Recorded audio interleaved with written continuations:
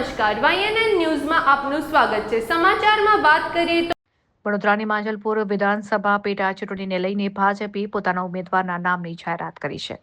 ભાજપે પૂર્વ સ્થાયી સમિતિ અધ્યક્ષ અને છાણીના આગેવાન સતીશ પટેલને ઉમેદવાર તરીકે મેદાનમાં ઉતાર્યા છે। ઉમેદવારની જાહેરાત બાદ માંજલપુર વિસ્તારમાં રાજકીય ચર્ચાઓ તેજ બની છે। સ્થાનિક દાવેદારોને ટિકિટ નહીં મળતા કાર્યકરોમાં નારાજગીની ચર્ચા પણ શરૂ થઈ ગઈ છે। વડોદરાની 145 માંજલપુર વિધાનસભા પેટા ચૂંટણી માટે ભાજપે આખરે પોતાના ઉમેદવારના નામ પર મહોર મારી છે।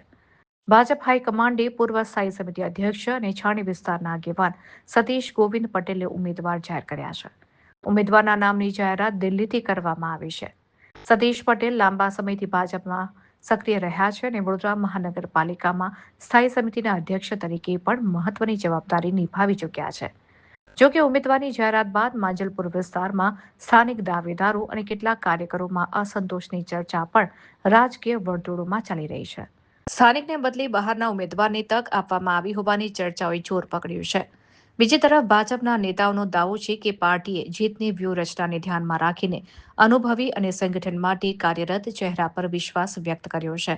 હવે તમામની નજર એ વાત પર છે કે ઉમેદવારની જાહેરાત બાદ ભાજપ કાર્યકરોને એકજૂટ કરવામાં કેટલું સફળ થાય છે અને આવનારા દિવસોમાં વિરોધ પક્ષ કેવી રણનીતિ અપનાવે છે। રિપોર્ટર રાહુલ રાજપૂત। બસ હું મારા કેન્દ્રનું શીર્ષ નેતૃત્વ, ગુજરાત પ્રદેશનું શીર્ષ નેતૃત્વ, મારા મોદી સાહેબ, અમિતભાઈ શાહ સાહેબ, કેન્દ્રના અધ્યક્ષ શ્રી ભૂપેન્દ્રભાઈ પટેલ સાહેબ, સીએમ સાહેબ, ડેપ્યુટી સીએમ સાહેબ, અમારા જગદીશભાઈ પંચાલ સાહેબ, પ્રમુખ શ્રી રત્નાકરજી, સૌ ભારતીય જનતા પાર્ટીના શીર્ષ નેતૃત્વનો ખૂબ ખૂબ આભાર માનું છું। વર્ષોથી મને જે રીતે સંગઠનમાં યુવા મોરચાથી માંડી પ્રભારી સુધીની જવાબદારી આપી હતી, સ્ટેન્ડિંગ કમિટીના ચેરમેન તરીકે પણ વડોદરા શહેરની જવાબદારી આપી હતી, એટલે પાર્ટી મને વારાફરતી અલગ અલગ જવાબદારી આપતી આવી છે અને મેં ખૂબ એવું નિષ્ઠાપૂર્વક જવાબદારી નિભાવી છે અને પાર્ટીનો વ્યાપ વધારવા માટે જે અથાગ પ્રયત્નો કર્યા છે એના ફળ સ્વરૂપે મને પાર્ટી આજે આ માંજલપુર વિધાનસભાની જવાબદારી આપી છે।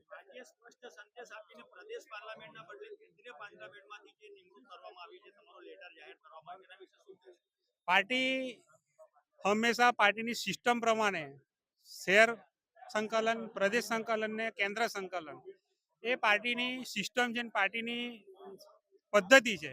એ પદ્ધતિ પ્રમાણે પાર્ટી સીટ ટિકિટ કરતી હોય છે।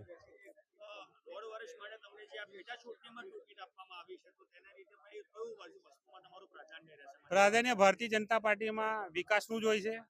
સંગઠનમાં જે રીતે કામગીરી કરી છે અને સ્ટેન્ડિંગના ચેરમેન તરીકે જે કામગીરી કરી છે, વડોદરા શહેરની ભૌગોલિક પરિસ્થિતિથી હું વાકેફ છું।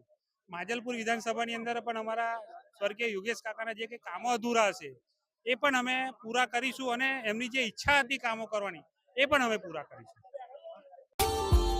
Subscribe now and press the bell icon. Never miss an update.